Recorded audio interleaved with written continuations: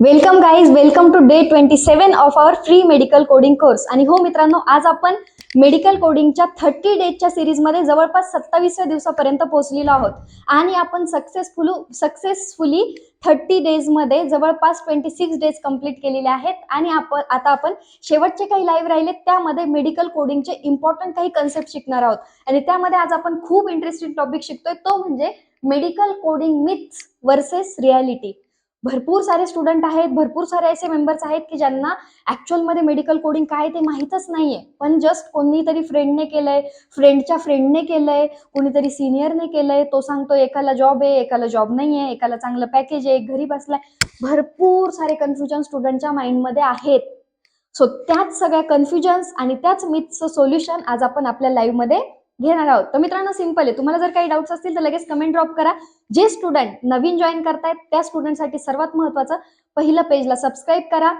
तुमच्यासाठी जर हा कन्सेप्ट नवीन असेल किंवा तुम्ही जर आतापर्यंतचे लाईव्ह मिस केले असतील तर आत्ताच वायडी बाबा के बोल पेजला जा, पेज सबस्क्राईब करा. आणि हो, डे 1 पासून तर डे 26 पर्यंतचे लाईव्ह कंटिन्यू करा. तुम्हाला नक्कीच या लाईव्हची लिंक लागेल. ही व्हिडिओ तुमच्या जास्तीत जास्त मित्रांपर्यंत शेअर करा. चला मित्रांनो, सुरू करूयात आजच्या व्हिडिओचं सर्वात पहिलं मिथ. भरपूर साऱ्या स्टुडंटला काय वाटतं की मेडिकल कोडिंग म्हणजे टायपिंग जॉब. भरपूर साऱ्या मुलांना वाटतं काय की मेडिकल कोडिंग हा एक टायपिंगचा जॉब आहे. ही रियालिटी आहे का मित्रांनो? बिलकुल नाही. मेडिकल कोडिंग हा टायपिंगचा जॉब नाहीये. ओके, टायपिंग नाही, रीडिंग, अंडरस्टँडिंग आणि कन्व्हर्टिंग इनटू कोड्स. ऍक्च्युअल मध्ये फक्त टाईप करायचं नसतं, तर रीड करायचं असतं. डॉक्टरने ज्या नोट्स दिल्यात त्या रीड करणं, त्या समजून घेणं आणि देन त्यांना कोडमध्ये कन्व्हर्ट करणं, हे काम असतं मेडिकल कोडरचं. फॉर एक्झाम्पल, डॉक्टर लिहितो स्टमक, फिवर, वॉमिटिंग 2 दिवसापासून, आणि कोडरने याचं डायग्नोसिस पहिलं शोधावं लागतं. तर हे काम फक्त टायपिंगचं नाही, तर हे काम इंटरेस्टिंग आणि प्रॉपरली त्याला सगळं डायग्नोसिस करून त्याला कन्व्हर्ट करायचं असतं. सो मित्रांनो, आज मी ॲग्री करते, भरपूर सारे असे टूल्स आलेत, लाईक ChatGPT असेल, जेमिनाय असेल, ज्याच्या थ्रू तुम्हाला इझिली सर्व कोड्स मिळून जातात. पण तरी देखील मेडिकल कोडरला कोड्स नुसता कॉपी पेस्ट करता येत नाही, त्याला पहिलं सर्व गोष्टी प्रॉपरली रीडिंग करावे लागतात. सो ही गोष्ट तुमच्या मनातून घालवून टाका की मेडिकल कोडिंग हा टायपिंगचा जॉब आहे. दुसरं मिथ भरपूर साऱ्या लोकांच्या डोक्यामध्ये येतं की मेडिकल बॅकग्राऊंड नसलं तरी हा कोर्स करू शकत नाही. सर्वात प्रथम मित्रांनो, मेडिकल कोडिंग करण्यासाठी तुम्हाला मेडिकल बॅकग्राऊंडच असणं गरजेचं नाहीये. मेडिकल बॅकग्राऊंड इज कंपल्सरी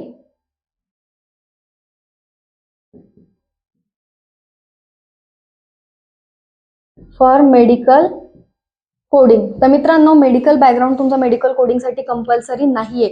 जरी तुमचं 12th मध्ये बायोलॉजी सब्जेक्ट असेल तरी तुम्ही फ्युचरमध्ये मेडिकल कोडिंग करू शकता. सपोज एखादा विद्यार्थी बीएससी करतोय, बीएससी, त्याच्या एज्युकेशनमध्ये त्याचं लाईफ सायन्स रिलेटेड सब्जेक्ट आहे, but he is not belong from medical field, तरी देखील तो बीएससीचा स्टुडंट मेडिकल कोडिंग करू शकतो. मायक्रोबायोलॉजी, बायोटेक्नॉलॉजीचा स्टुडंट सुद्धा मेडिकल कोडिंगसाठी इलिजिबल आहे. सो मित्रांनो, हे मिथ तुमच्या डोक्यातून काढून टाका की मेडिकल बॅकग्राऊंड असलेल्याच विद्यार्थ्याला फक्त मेडिकल कोडिंग करता येते. इव्हन एखादा बीएचा आर्ट्सच्या स्टुडंटला, कॉमर्सच्या स्टुडंटला सुद्धा मेडिकल कोडिंग करता येते. पण रियालिटी एक आहे, आज मार्केटमध्ये कॉम्पिटिशन भयंकर वाढलेलं आहे. खूप जास्त कॉम्पिटिशन असल्याच्या कारणाने आहे त्या स्टुडंटलाच जॉब शोधणं मुश्किल होतंय. सो ह्या विद्यार्थ्यांना टिकणं थोडंसं मुश्किल आहे. पण जर एखाद्या विद्यार्थ्यामध्ये गट्स असतील, त्याच्यामध्ये स्किल्स असतील आणि त्याला खरंच त्या फील्डमध्ये वर्किंग करायचंय, तो नक्की ह्या फील्डमध्ये चांगलं करिअर करू शकतो. जर त्याला 1-2 वर्षाचा एक्सपिरियन्स आहे तर definitely he can do medical coding. Okay, so मित्रांनो, याच्यामध्ये नेक्स्ट पॉइंट येतो, कोडरचं काम बोरिंग असतं, रोज सेम असतं. तर बघा, तिसरं याच्यामध्ये येतं,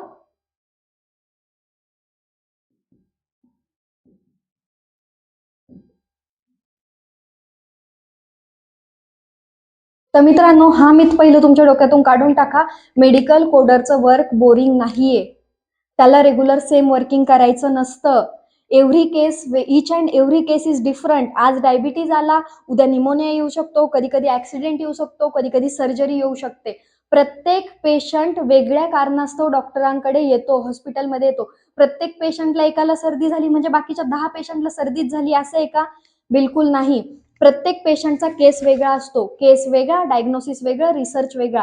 सो वर्क सेम नसतं. आणि बोरिंगही नसतं. ज्यावेळेस एक काम तुम्ही डबल डबल टिबल टिबल करता त्यावेळेस तुम्हाला त्या कामामध्ये बोर होतो.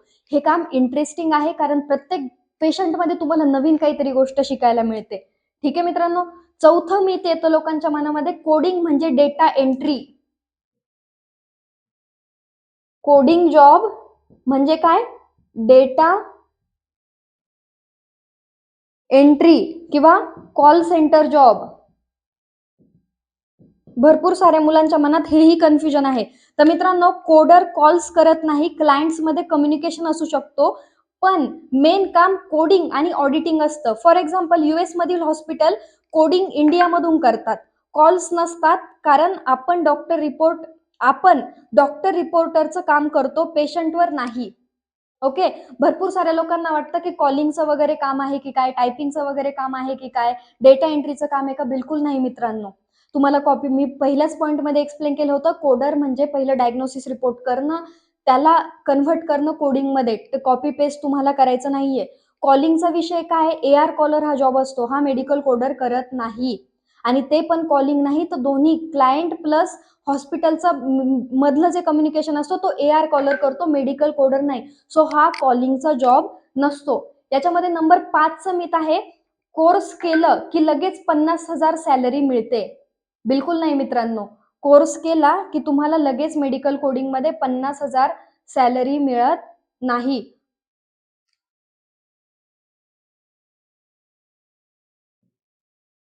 तुम्ही कुठेही कोणत्याही क्लासेसमध्ये कोर्स करा, तुम्हाला स्टार्टिंगला 50K सॅलरी कोणीही देणार नाही. पहिलं जर तुम्ही मेडिकल कोडिंग शिकताय तर सर्वप्रथम तुम्हाला 6 महिने तरी ऍटलीस्ट ट्रेनिंग घ्यावीच लागते. मग त्या ट्रेनिंगसाठी तुम्हाला 25,000ही सॅलरी मिळू शकते, 15,000ही मिळू शकते, 20,000ही मिळू शकते फ्रेशर पासून, आणि 3 लाखही मिळू शकते. पण 50,000 लगेच सुरुवातीला भेटेल असं नाही. हा, हेच जर तुम्ही दुबईमध्ये वगैरे ट्राय करताय, गल्फ कंट्रीज मध्ये ट्राय करताय, तर नक्की तुम्हाला 50-60,000 सुद्धा ऍज अ फ्रेशर मिळू शकते. बट प्रत्येक विद्यार्थ्याला मिळेलच का याची गॅरंटी नाहीये, कारण सॅलरी स्टार्ट होते 18,000पासून 28,000पर्यंत इंडियामध्ये. ओके. ती 2 वर्षामध्ये 35 ते 50,000मध्ये जाते, 2 वर्षाच्या एक्सपिरियन्सच्या बेसिसवरती. 5 वर्षानंतर ज्यावेळेस तुम्ही टीम लीडर बनता किंवा ऑडिटर बनता त्यावेळेस तुमची सॅलरी 60,000 प्लस जाते इन आवर इंडिया. सो तुम्हाला ऍज अ फ्रेशर इतकी सॅलरी मिळत नाही. 7 नंबरचं मिथ आहे, कोडिंग शिकायला इंग्लिश डॉक्टरांसारखं यायला पाहिजे, इंग्लिश कम्युनिकेशन डॉक्टर सारखं परफेक्ट असणं गरजेचं आहे. बिलकुल नाही मित्रांनो. सिंपल इंग्लिश प्लस टर्मिनॉलॉजी पुरेसं आहे. सिंपल इंग्लिश म्हणजे काय? ऍटलीस्ट तुम्ही तुमचं कन्व्हर्सेशन करू शकता, तुम्ही तुमचं म्हणणं समोरच्याला मांडू शकता, कम्युनिकेशन करू शकता. प्लस मेडिकल टर्मिनॉलॉजी जे वर्ड्स असतात ते वर्ड्स तुम्ही रिडिंग करू शकता आणि तुम्हाला त्याचा मिनिंग समजला पाहिजे, इतकं नॉलेज येणं गरजेचं आहे. फॉर एक्झाम्पल गॅस्ट्रायसिसचा मिनिंग काय असतो? गॅस्ट्रो म्हणजे काय? स्टमक. आणि इरिटेशन, गॅस म्हणजे काय? इरिटेशन. तर आणि आयटिस म्हणजे काय? इन्फ्लामेशन. सो तुम्हाला ह्या मिनिंग प्रिफिक्स सफिक्स अलग करता आले पाहिजे, त्यांचा मिनिंग तुम्हाला समजला पाहिजे. सो तुम्हाला डॉक्टर सारखी इंग्लिश येणं कंपल्सरी नाहीये. 7 नंबरचं मिथ काय येतं? कोडिंग फ्युचरमध्ये AI रिप्लेस करेल. मित्रांनो, हे मिथ आहे की हे रियालिटी आहे हे सांगणं थोडंसं मुश्किल आहे. बिकॉज AI पहिली गोष्ट तर जॉब रिप्लेस करत नाही. AI मुळे जॉब कमी नक्की होतात, पण जॉब संपत नाही. AI टूल्स येतात मार्केटमध्ये, पण साहजिक येतात, टूलला हँडल करण्यासाठी पर्सनच लागतो. सो मित्रांनो, असे सर्व टूल्स मुलांना मेडिकल कोडिंगमध्ये येतात, रिपोर्टमध्ये. आणि राहिला विषय AIचा, तर रिपोर्टमध्ये लिहिलं काय आहे हे समजून AI घेत नाही, यासाठी माणूसच लागतो.